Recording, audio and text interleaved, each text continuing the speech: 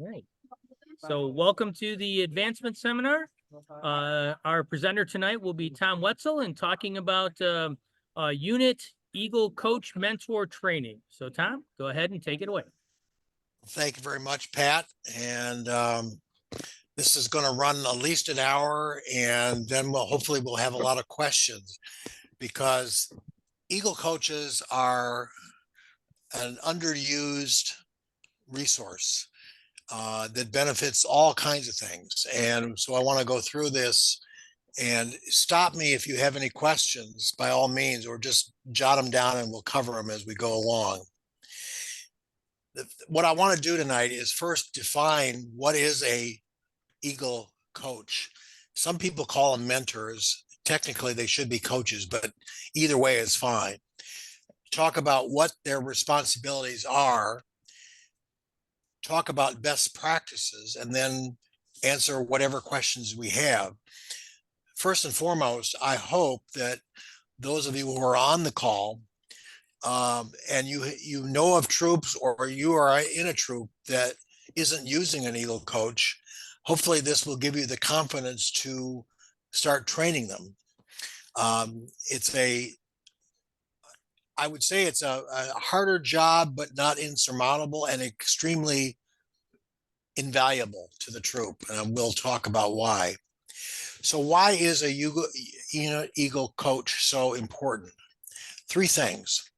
First, it reduces the burden of the scoutmaster and the advancement chair. Now, if you're in a smaller troop and the scoutmaster is doing several things at once, maybe you have an advancement chair, maybe you don't. But the point is, you're trying to do too much. And an Eagle coach is a real time saver, because the coach represents the first line of defense for the scout. It's a readily available leader from the troop who is there to guide and help and advise and serve as a resource to the scout who has just earned his life rank, his or her life rank, and is now pursuing the Eagle rank. And the final benefit is it streamlines the process for the assigned district Eagle coordinator who holds final district approval. The coach can't sign off on anything. The district Eagle coordinator that your advancement chair will assign in your district to that troop, they are the ones responsible for that. But they're handling 5 or 6 or sometimes even more scouts at any one time. And so if there's no Eagle coach at the troop level answering a lot of the basic questions and encouraging the scout to get things done and ask them questions about where are you with this particular merit badge, have you thought about a project, and have had those conversations, it makes the job of the district Eagle coordinator that much bigger.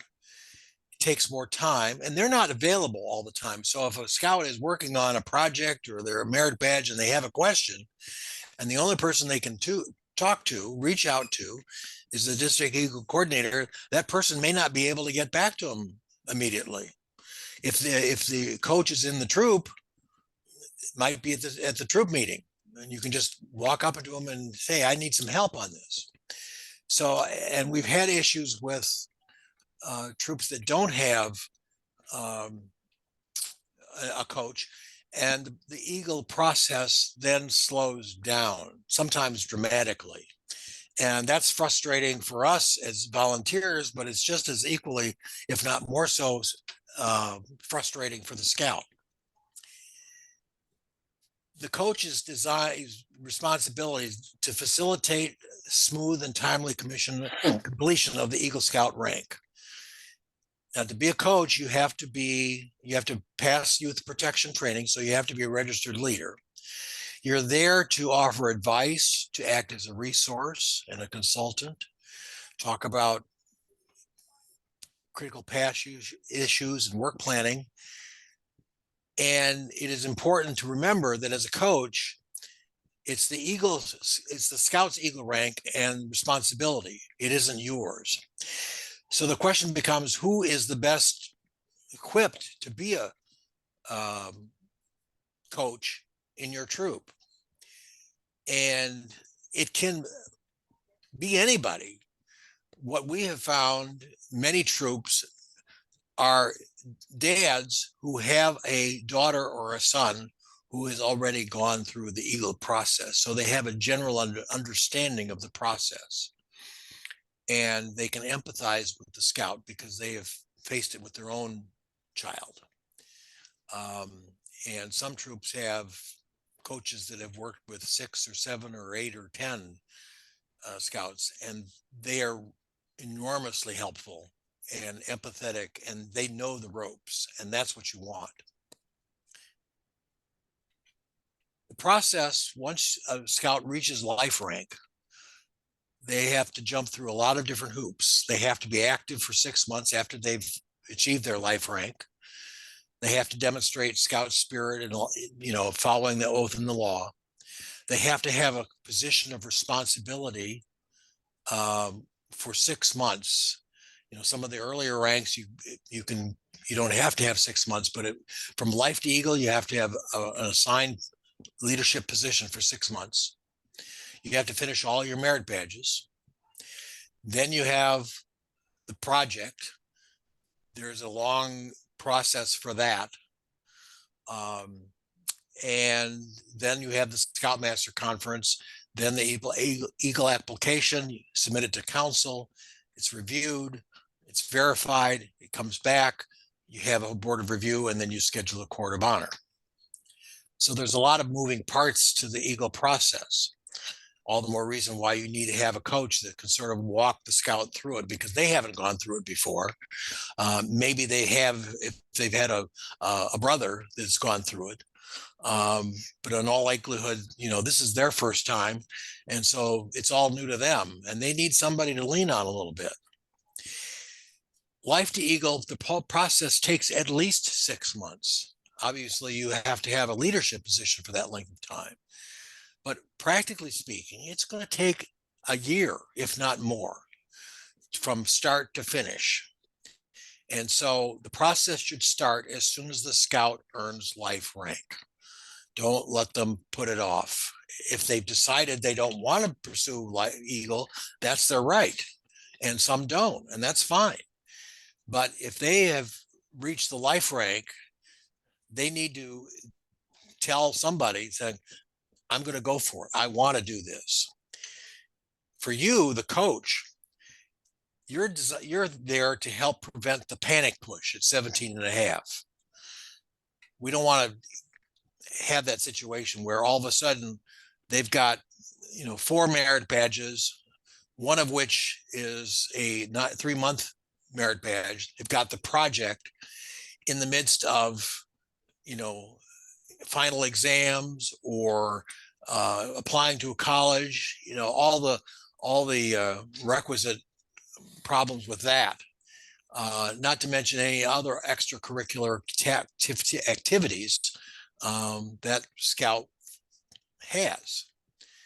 And Scouts are not the best at time management. And so to the extent that you as a coach can help them, guide them, and point out that you've got a limited amount of time, you've got to get going, that's a good thing. Ideally, the Scout works to complete requirements during the sophomore and junior years in high school and the summer before turning 18. Try to get as much of it done as possible. And start the 3 Eagle required merit badges that require 90 days. Start that work as early as possible. As soon as they've reached life. Yes. One other suggestion is with the 3 required 90 days, get a start on that and finish those up, because that'll help make their Eagle project a lot easier to do, because the skills that you learn through those 3 merit badges will help make the project go smoother for you. Good point, Don. Very good point. Because these are all building blocks. At the end of the process, you know, you want to be an Eagle Scout, should have all kinds of life skills that they can take into college or wherever they're going to go. And that's a very good point. And when they turn life, they need to start thinking about Eagle project ideas. What do you want to do? And think about the organizations that they might want to perform the project for. It's a lot of thinking about it. They have to be active in the troop for 6 months, and they have to live by the Scout oath and law. They have to earn at least the 21 merit badges, including actually it's 14. Sorry about that. I made the change and I missed this one, required for the Eagle Scout rank. Hold a position of leadership, complete the project, prepare the letter of ambition. That's requirement number 7 in the Eagle Scout application, which is an essay about the Scout's personal life goals. And that's something that is absolutely a requirement. And Scouts don't always think about that one. Obviously take part in a Scoutmaster conference and then successfully complete the board of review. So after achieving life rank, you serve actively in the troop. That means attending weekly troop meetings, participating, interacting with their fellow scouts, provide leadership, campouts, high adventure trips, help other scouts on Eagle projects, and participate in the troop's fundraising and service projects. So a fully functioning scout doing all the things that a troop requires. And troops have different requirements for what constitutes active participation. But in general, this is a complete list. And I'm telling you this, you may be on the call are familiar. Certainly, my fellow advancement chairs are certainly familiar with all of this, but we're trying to reach out to other volunteers who haven't gone through this process. And they, what do I need to do to be an effective Eagle coach? The Barrett badges, again, there are 14. Again, I didn't change that. You have camping, the 4 citizenship merit badges, communications, cooking, either life-saving or emergency preparedness, environmental science or sustainability, family life, that's a 90-day process, first aid, one of the swimming, hiking, or cycling, personal management, that's also takes 90 days because you have to come up with a budget, personal fitness, 90 days, and then the other elective merit badges. There are lots of approved positions within a troop, and some of these you may not have in your troop. But this just gives you a complete list of the possibilities of what constitutes a approved leadership position. And keep in mind that it's a 6-month stint. This is a typical troop leadership structure. It's going to vary from troop to troop, obviously. You'll have the charter representative, you'll have the committee chair and the scoutmaster, and then you have the various leaders underneath. Now, the question becomes, I'm being assigned a Eagle coach, and my first order of business, after maybe they have an initial conversation with the scout about merit badges and so forth, the likely first question is, I have to do a project. How do I go about it? For the coach, the scout should pursue a project of his or her choice. It's not up to you to make the decision, it's up to them. It has to be for a qualified beneficiary, which means it can't be a BSA unit or a BSA property that you're working on. It cannot benefit a for-profit organization, but it is not limited to the troops community. If you're in Elmwood Park, You don't have to do a project to benefit an organization in Elmwood Park. You might go to River Grove or Melrose Park or Oak Park. It doesn't matter. It can't be too big, something that is just too big a project for a candidate to take on. But it also can't be too small. It's got to be big enough to require providing leadership to the project participants.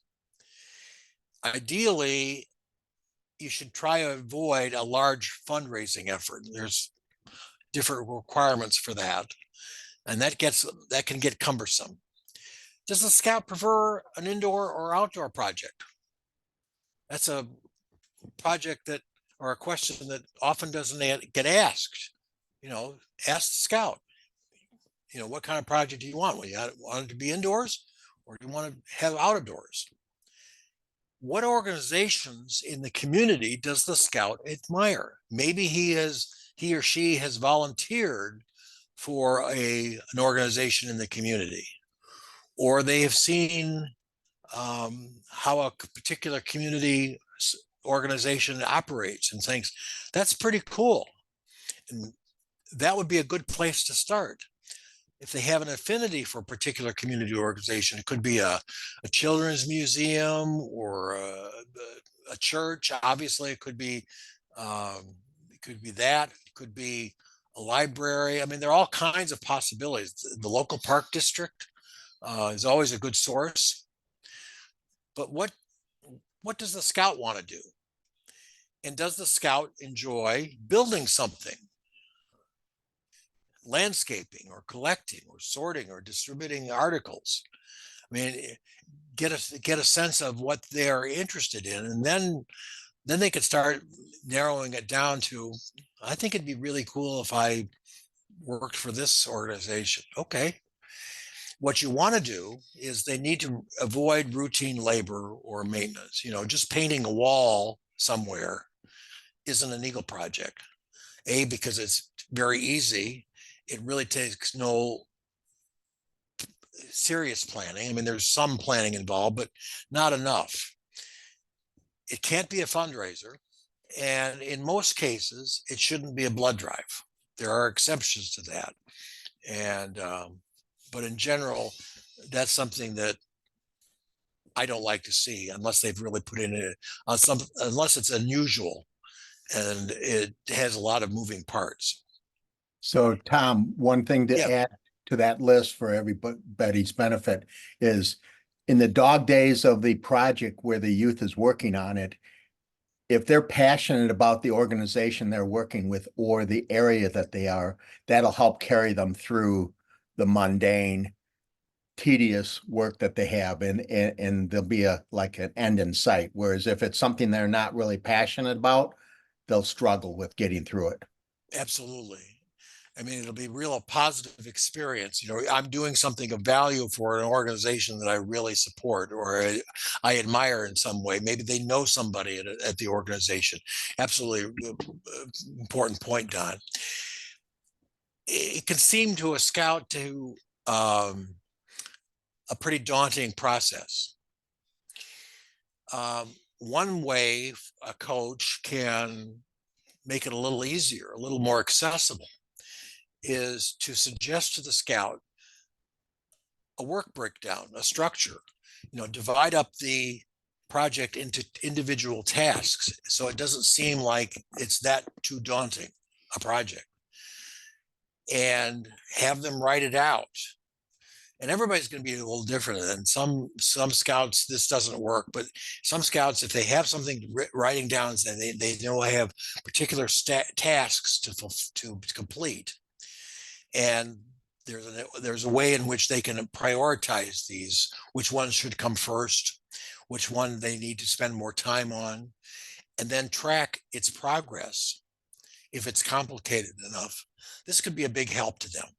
And of course, if they learn how to break down a project into its disparate parts and can set priorities and deadlines, that kind of skill is going to be invaluable once they go to college or they start a job.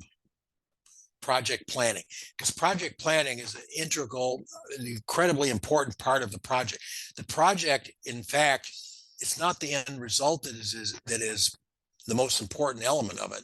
It is the planning and management skills that it teaches and that the Eagle Scout will come away with.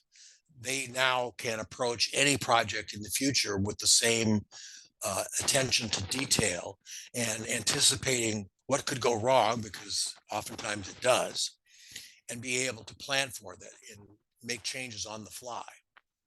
That's a life skill. You might do a different way. A Gantt chart might be another process that you can employ. Again, it's going to vary from scout to scout. The point is, if they can break it down into individual parts and have sort of a checklist, it's going to make the process of the project a lot easier, and it keeps them on task. And by extension, then they can keep those who are participating with him or her, the fellow scouts that are helping, and it'll keep them on task. One of the things that, as a District Eagle coordinator, has to do is they have to ask all the questions about, particularly if it's involving of something, a building of something, a construction of something, a sidewalk or a flower bed or whatever it is. There's going to be some study as to what tools are going to be necessary. And there are specific guidelines that's set by the BSA on how those are utilized. So appropriate personal protective equipment, work gloves, safety glasses, safety helmets, earplugs, steel-toed shoes, protective aprons, face shields. They must be used at all times when using hand or power tools. But they also will be required in something like if you're digging a flower bed with shovels, they want to be able to have some work gloves. Otherwise, they're going to develop blisters on their hands, and that's going to slow things down potentially. And so the scout needs to be thinking about those things. And typically, the coach, when the scout has come up with an idea, the coach is in a position to think about what problems is this project going to present to them. And you have to anticipate that, because in the plan, you have to spell out what could go wrong potentially and plan for it. The District Eagle coordinator is going to look at that plan and be asking those questions. And they're going to go through it with a fine-tooth comb. Well, if the coach has already gone through that on a one-on-one basis, that's going to make the District Eagle coordinator's job that much easier. And they're not going to have to send it back saying, you need to completely redo this, as has happened before. They'll say, hey, this looks great. In fact, I just had one yesterday, and they came in and there wasn't anything for the coordinator to do, or, he couldn't come up with any criticisms. There weren't any criticisms necessary because they had done their homework. Well, that particular scout had been working with an Eagle coach. And so they anticipated those problems. There, the process goes that much faster. Hand tools, there are specific guidelines here. And by the way, we're recording this, so if anybody wants to have a recording of this, just let me know. We'll have it available. And some of these guidelines are actually available. You can obtain them through the BSA. Hey, Tom, I was yes. on mute before. One other thing to help the youth have a more successful workday is have the coach or the Eagle coordinator ask, what's the first thing most important thing that could go wrong? What's your mitigation plan? What's the second, third, fourth, fifth? That way, driving that point home, then the scout will have a very a successful experience on the day of his or her project. Absolutely. And that could be a very empowering capability during the project, because they'll be working with other scouts. And if a problem arises and the Eagle candidate says, we've got that covered, that inspires other scouts.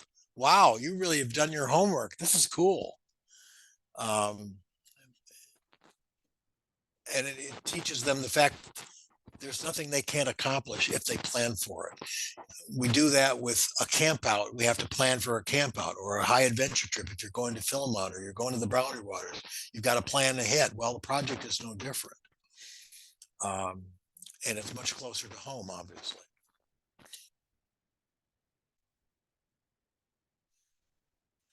Just more guidelines, up to age 14, there are certain things they can't use. They can't use power tools. And, even something as simple as a lawnmower, you have to be 16 or more. So this is a good list to have in front of you, particularly if the project is going to involve tools or farm implements or garden equipment of any kind. You've got this, and you can give them this list and saying, okay, figure this out. Can I use these kinds of tools? And if I can't, but I need to have a lawnmower, I've got to recruit a scout that's at least 16.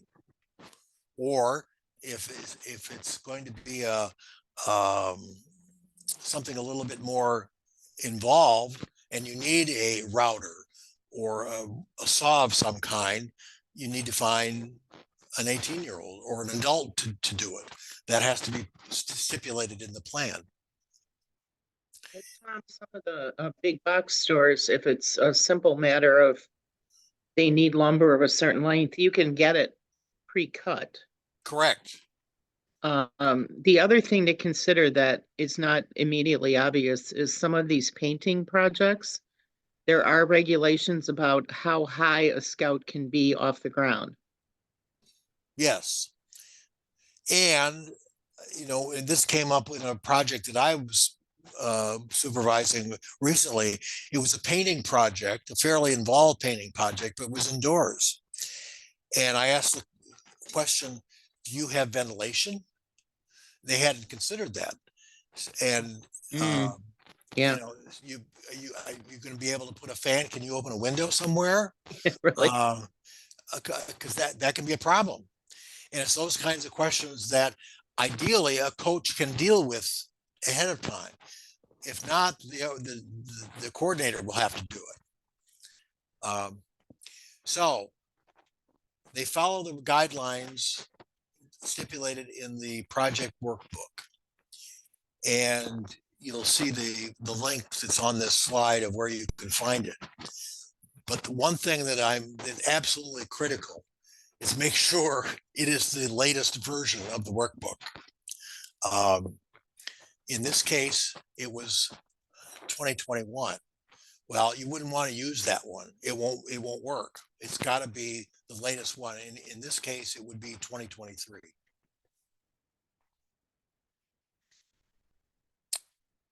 So the Eagle mentor, the coach, plays a critical role.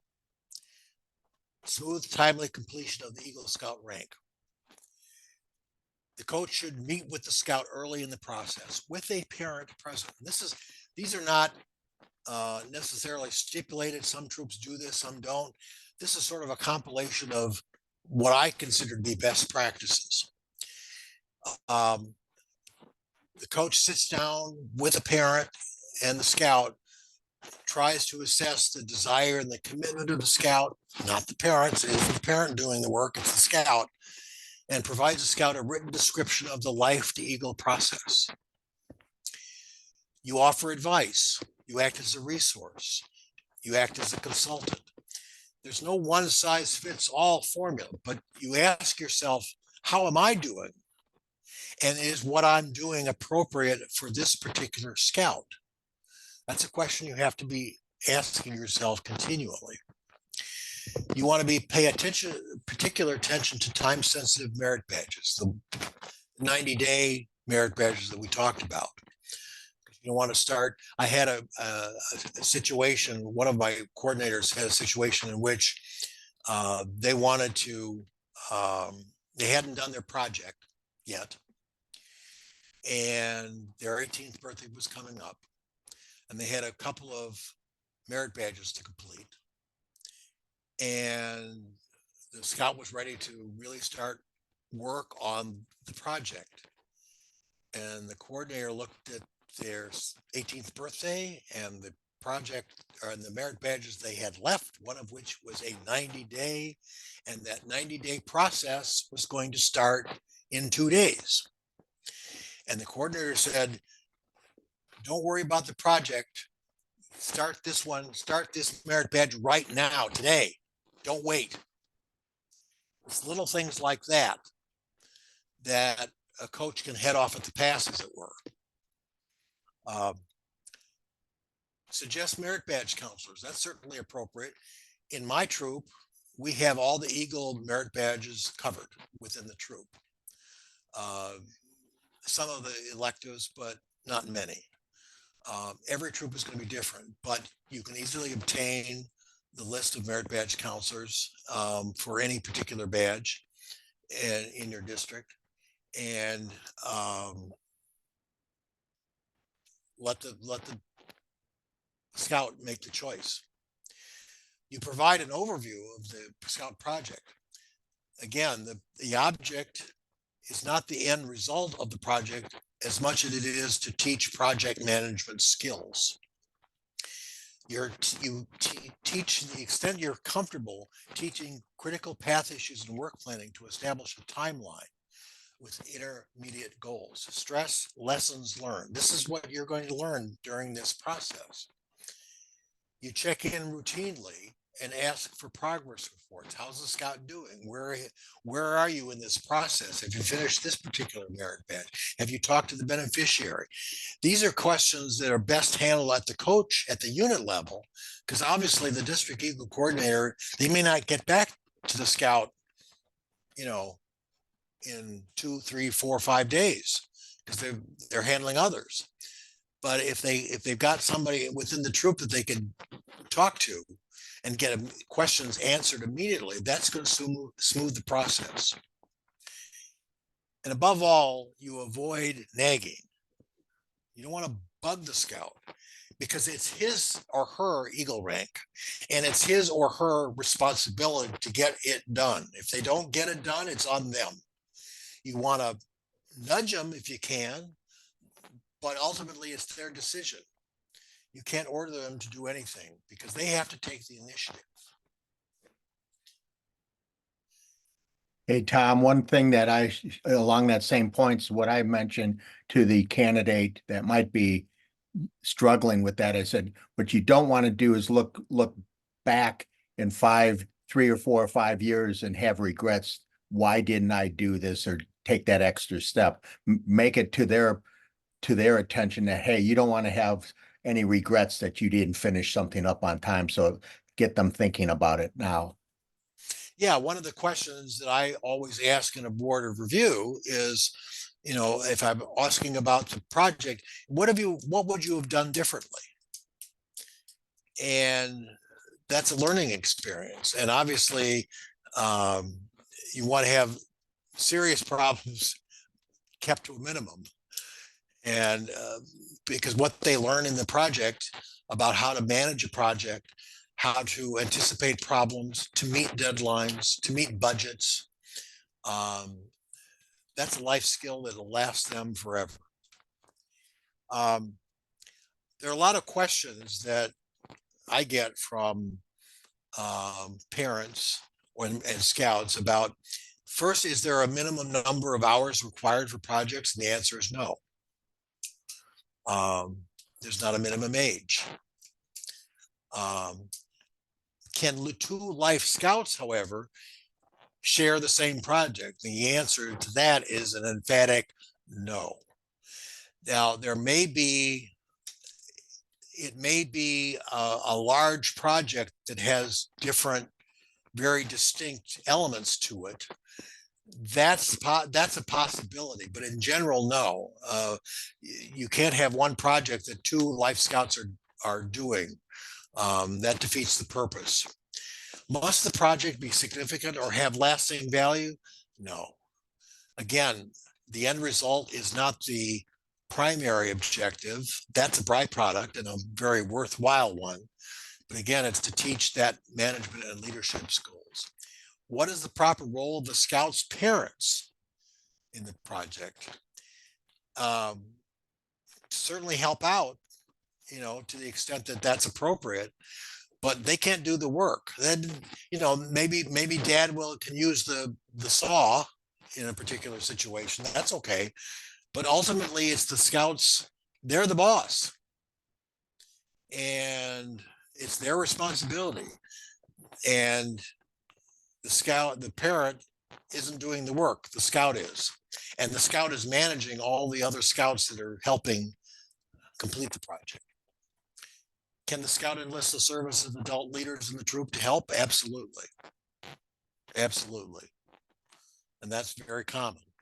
But again, the Scout is doing the managing, not the other way around. The leader may make suggestions, but again, most of the problems or issues should have been anticipated in the plan. There will be some unanticipated issues, certainly. But in general, particularly when it involves an adult who has to be there because they're the ones handling the chainsaw or something else that, a Scout could not handle by regulation. The Scout is ultimately responsible. And Tom, that asking the leader thing now, with the changes to youth protection, every project, all the phases of it must have 2 deep leadership. So Yes. you have to have registered leaders there. Good point. Absolutely. So what are the required items for the envelope in submitting an application? Now you're getting to the point where you've completed the project, you've completed the merit badges, and now you get to the end result. Now, some of this is not necessarily the purview of the Eagle coach. That's the district Eagle coordinator who will walk the Scout through this process. Because hopefully the coach has done his or her job to getting the Scout to the point where the project is done, the merit badges have been completed, and they have sat down with the Scout and showed them the Eagle Scout application. The district Eagle coordinator is the one that's going to be ultimately responsible for signing off. Again, the coach cannot do that. But it's helpful for the coach to know the process. And again, that's why it's so helpful if the coach is a parent that has gone through the process with a child already. Because they've gone through this, they're comfortable with the process, and to keep the Scout on track, on task, and not let them feel overwhelmed because they've planned ahead. So they have to, for the board of review, you have to bring and jump in, and we've got a lot of advancement chair expertise here. But certainly the Eagle Scout application, the Eagle Scout project workbook, the letters of recommendation, which have been solicited by the Scout, but the Scout never sees because they're sent directly to the board review chair and then shared with the other members of the board, but the Scout never sees them. And then the hidden Eagle Scout requirement, the statement of life, purpose, and ambition. This is something that really gets overlooked. It's mentioned in the Eagle Scout application, but it's not in the Scout handbook. but it's an absolute requirement. And usually it's a page or two, but it's a statement in the Scouts' own words. It's not a form necessarily, but it's a statement. This is what I'm looking to accomplish in my life, and hopefully some information about what scouting has meant to them and the skills that they've learned while they've been a scout, and what they have hoping to take forward, what they plan to do with their life, if they've given some thought about what kind of career they're thinking about. When I'm chairing a board, this is the first thing I look for, because I know after the application has been verified, I know all the requirements have been met for the most part. I double check that, but I want to know what that scout is made of. I want to know about as much about them as I can find out. It puts them at ease at the beginning of the board chair, but it also, I want to size them up. You know, are they ready? Are they ready to be an Eagle? And it also gives me an opportunity to draft some questions that I want to ask him. You know, why have you chosen engineering as a career? What is it about engineering that excites you? You know, things like that. Get them talking about that. So the Eagle Project paperwork in 21 easy steps. Once you earn life, the troop committee hopefully assigns you an Eagle coach. I would urge a scout to attend a Life to Eagle session. And in fact, we're having one next month. The advancement webinar is in mid-month, and it's on a Saturday. We're trying a Saturday, an all-day or a 3-hour session. We're all 9th. March 9th. Okay, thank you, Carol. And then it's on the calendar for 2 separate nights, part 1 and part 2 in the fall. We typically do these twice a year in some form. So Tom, one other thing is, I know in the past, because of the time period where it hits for the youth to refresh their memory, by having the link on the PTAC website, they can actually go back and listen to some previous recordings of that as well. So that also helps reinforce what they should have learned. Absolutely. And I think we all have, as advancement chairs, we have access to the recorded versions of past Life to Eagles webinars. And I know we would be happy to share that if somebody wanted to see it, because it's extremely detailed. It really walks through every step of the process.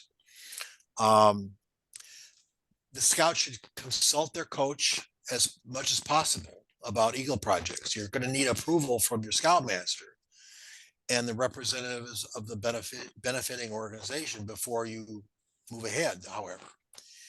Then once it's approved, you fill out the formal proposal using the Eagle Project workbook. And there's a link in here to that workbook. And it's also available on the PTAC website under resources. And then you scroll to advancement and you'll see Eagle, and all the necessary forms are there. You fill out the workbook, obviously be neat, obtain the necessary signatures, and all of the people that are necessary to sign are indicated on the form. You follow your procedures in obtaining a district Eagle coordinator. It varies from district to district. In my district, we assign district Eagle coordinators by troop. So typically a troop will handle, or a district Eagle coordinator will handle 1 or 2 troops. And then occasionally I will step in and function as a coordinator and make changes if there are any necessary. Your district may have something a little bit different, and that's fine. Find out what that is. And then the district Eagle coordinator will meet with the scout in person to approve their proposal. You complete the plan before starting work on the project. This is a problem that we've just uncovered, that somebody is so eager to get started on a project and they think they've got the greatest idea, but it's not been approved and they can't start work until it is approved. It has to be signed off. And that's something the coach needs to make clear to the scout. You know, you need to get this signed off by your assigned district Eagle coordinator. Fundraising, as what we talked about a little bit earlier, is not recommended. Hey, But hey, hey, yeah, Tom, go ahead, Ned. you may want to clarify that, because on number 7, complete your final plan. That's something separate besides getting the 4 signatures approved before you start anything more on your project. So there's 2 steps there that are, one is getting the 4 signatures for the proposal section. And then this number 7 is actually getting the plan done before you start doing the physical work on the project. Right.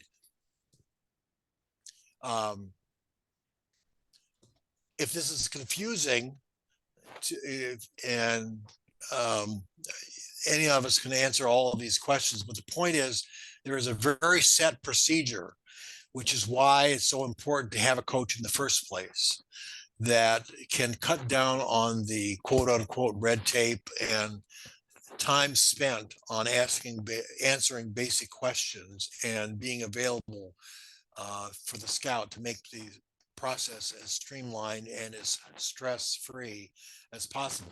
Some scouts sail through this and there aren't any problems. Others struggle with it and it becomes a real problem. Can be very stressful. And a coach can be so important to this process. We don't recommend fundraising, but if he needs to raise funds, there's a separate fundraising application in the Eagle Project workbook that has to be filled out and submitted along with that. Then you do the project. You fill out the project report. You have your scoutmaster and the beneficiary sign it before your 18th birthday.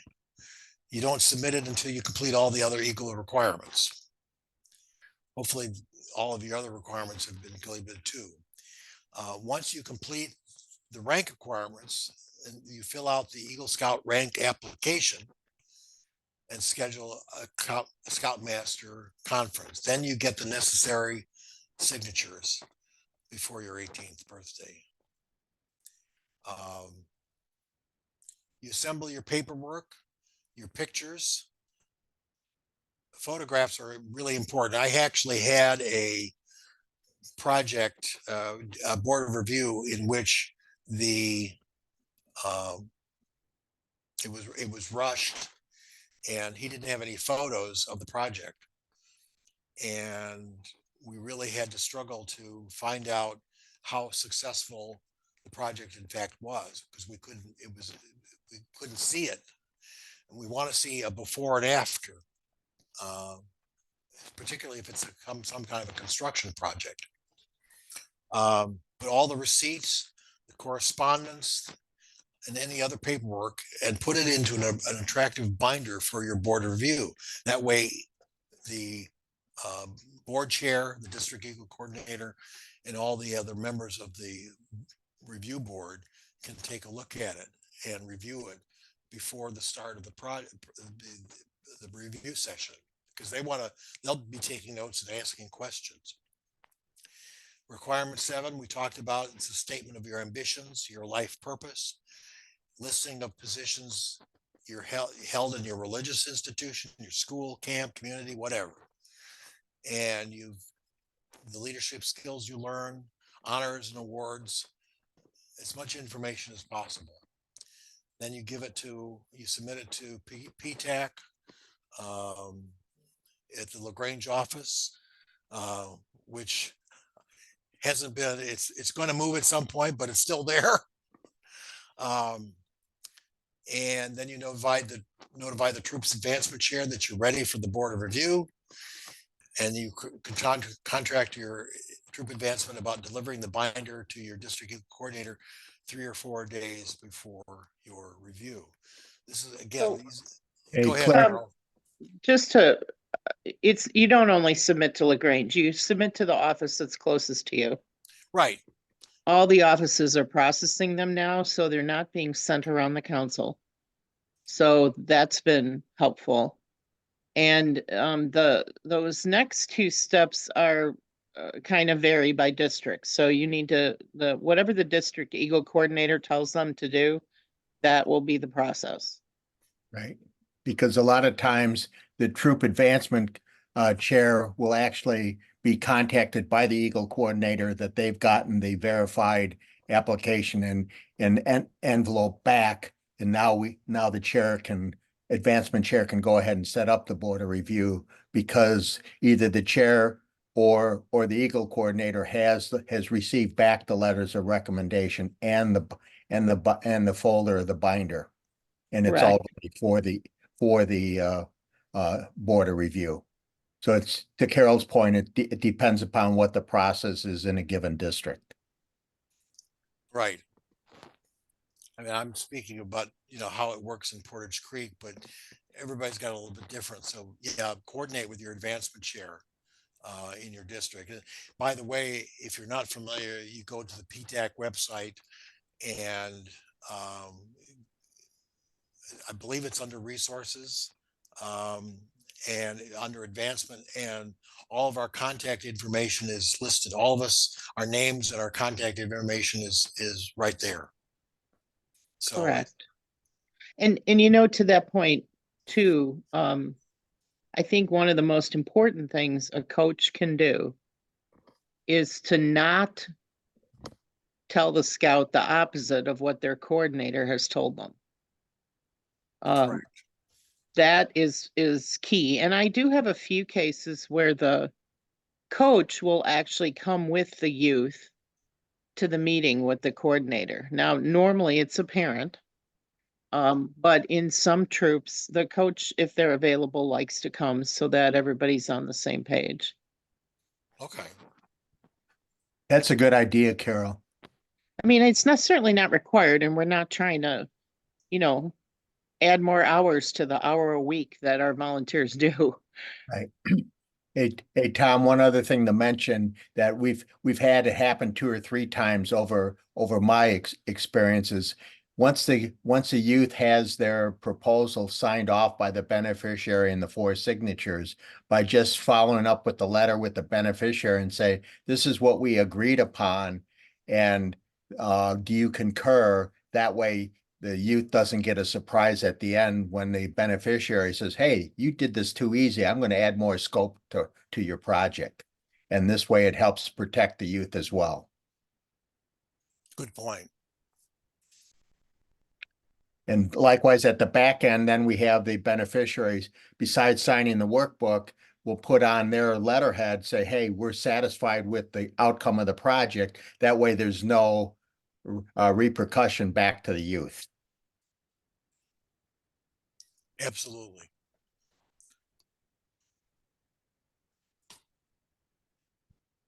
What I recommend, everybody's a little different, but I like to have the scout attend the review with in full uniform. It's not required, but it's highly recommended, and I sort of make it a requirement in my district. And everybody else might have a difference on that, but I like it because it's their time to shine. That scout should be proud of what he or she has accomplished and want to put their best foot forward. I mean, I agree, Tom, but keep in mind that some troops don't wear full uniforms. That's true. So they may not have pants. They don't have socks. They don't, and like you said, we can't require that. I have never had a scout not wear their uniform shirt though. So, right. you know, that's largely the same. I mean, they'll come in jeans, but they've got their shirt on and it looks clean, and that's all that's required. But absolutely. Right. And I see some scout handbooks, but I also see You know, the scouts, by the time they're 18, sometimes their handbook has disintegrated. That's Exactly. true. That's true. But, you know, the best they can do is what we ask. Absolutely. After completing the review, you know, the troop submits the signed Eagle Scout rank application. It's verified, it's sent to the national office, it comes back. And then you go through the court of honor.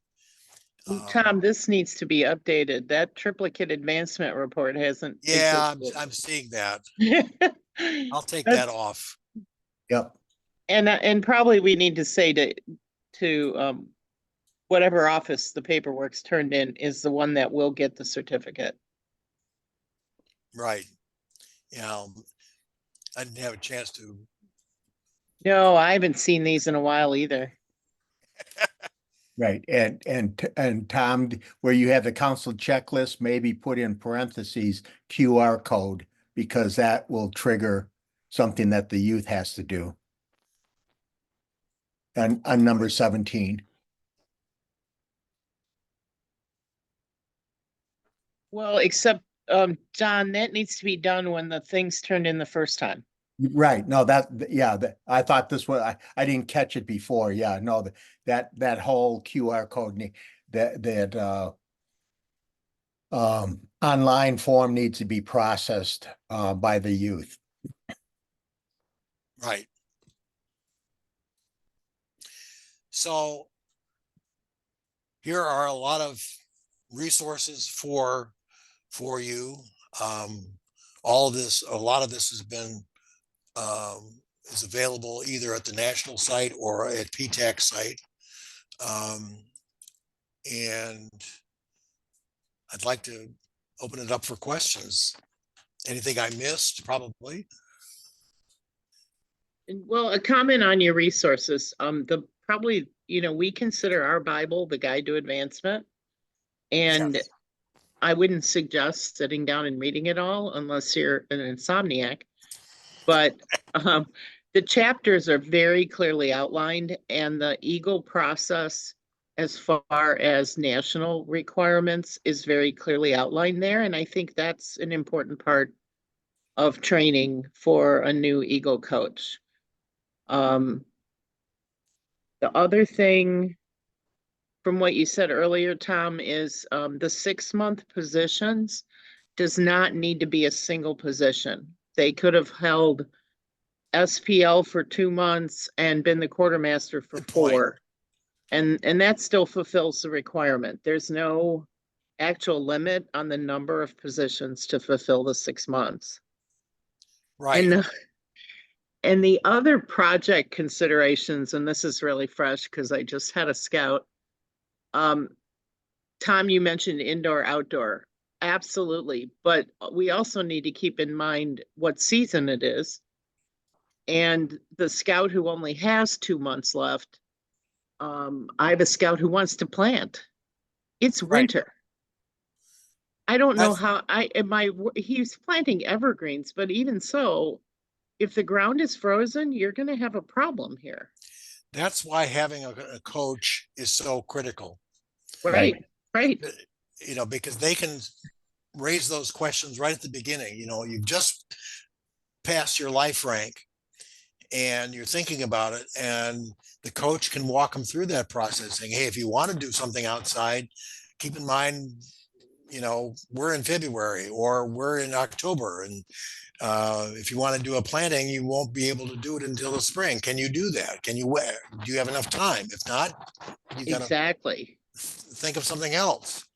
Exactly. And those things are invaluable. And that's really where a coach is helpful. Yeah. Because And you it's don't want not- to, go ahead. It's not just a late fall or early spring. You could easily have issues where something is dependent upon not having massive rain or waterfall. And all of a sudden you normally have no rain during the season, and all of a sudden you get 4 or 5 inches. That's going to do havoc. Or it may snow in October and November, so that'll kill your project as well if it's outdoors. Absolutely. It's anticipating everything, or as much as is humanly possible, and what could go wrong. And having, if it does rain and it's a building project, you have a rain date, Mhm. something simple as that. And the coordinator will do that, but it's a heck of a lot easier if the coach um, has asked those questions, so that by the time the plan is put in front of the coordinator, those questions have been answered. Yeah, it's being devil's advocate, Yeah, because sometimes anything could go wrong. You just don't know. And that's part of the learning process for the scout, obviously, but Right. you get them thinking. yeah, Absolutely. Hey, Tom, one of the things I think the coach also needs to strengthen for the scout as well is make sure that they have a thank you note to the beneficiaries and everybody, that they don't have to have a copy of every single thank you note, but maybe even having a list of who their donors were and a sample thank you note. But thank everybody, because the next person behind may want to do something similar, and the beneficiary said, hey, nobody thanked me the last time, so forget it. that's Or a great point, Don. In fact, I had a board of review in which um, it was a project, and the scout said that once we were done with the project and everything was built and it looked great, he kept going back to the beneficiary and said, is there anything we missed, or how's it going? Checking in with them for months afterwards. And right. it wasn't in the project, but boy, that scout was really thinking. Absolutely. Two other comments, Tom, that piggyback on what you're talking about, the life skills. When they're done with the workbook or the Eagle workbook, they basically have something that they can promote themselves because they've learned the life skills of project management. You mentioned the Gantt chart, the work breakdown schedule, but scope, schedule, budget. They now are able to market themselves. And in other words, why should I hire you, Tommy, or Sammy or Sue? Well, here, this is what I have. This is examples of how I've led people and managed people. Most people hiring will jump all over that. Absolutely. That's gold.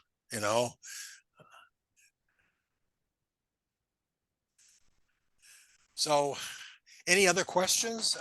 But we've covered a lot of ground, and I'm hoping that we get a lot of requests for this recording, and I'm hoping that those of you who are on the call that are not advancement chairs will, spread the word. We need more Eagle coaches in troops. I mean, some troops have 4 or 5, and that's great. Even the smaller troops, if they have at least 1 or 2, that may be enough. But I just was working with a troop, and they specifically have no coaches, and they have like 30 or 35, and they've got 4 or 5 kids coming up within the next few months. And I was hoping they could be jump on, but I'll call them and they expressed a lot of interest. They didn't even know there was such a thing called an Eagle coach. That surprised me. So spread the word that an Eagle coach is an absolutely invaluable resource for the troop and for the scout. And they make the process so much better and more rewarding for the scout ultimately.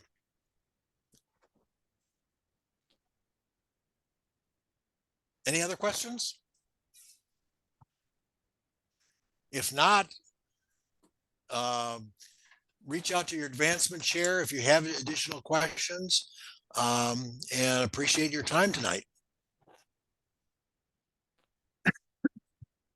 Great job, Tom. Thank you, Don. There's like 3 attendees I see. Do any of you need to know who your advancement chair is, or are you all clear on that? I'm pretty clear on it. If you can send me a copy of the recording time, that would be awesome. Absolutely. Thank you. Yeah, Tom, I would like a copy of it also, please. I am an advancement chair And I've also been the coach for more years than I'd like to. But I've Well, seen a thank lot. you. of this. These Well are put. very, very good. So thank you very much. Can you give me your email? I'll send it to you as soon as I get access to this, which should be tonight, I hope. Sure. You want me to put it in the group chat or you? Yeah, that's fine. I'm gonna put mine in the group chat too. I'm new to the advancement chair, so I'd like to have a copy of this. And do you know who your district coordinator is? I'm Prairie Dunes. It's Kalana.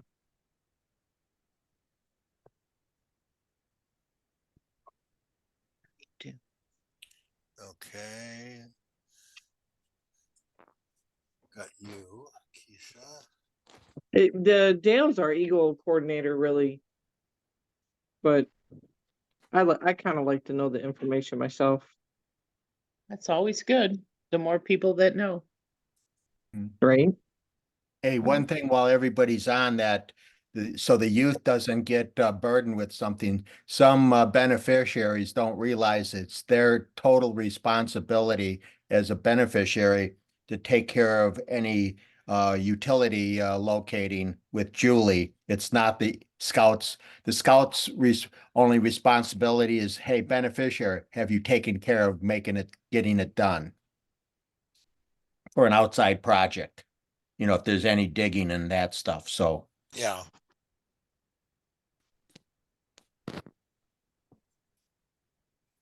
Okay.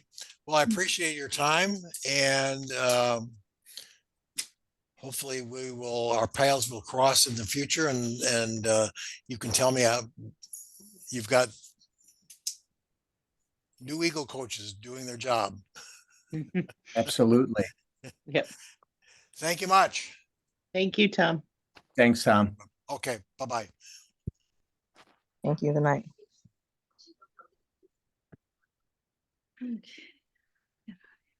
Thank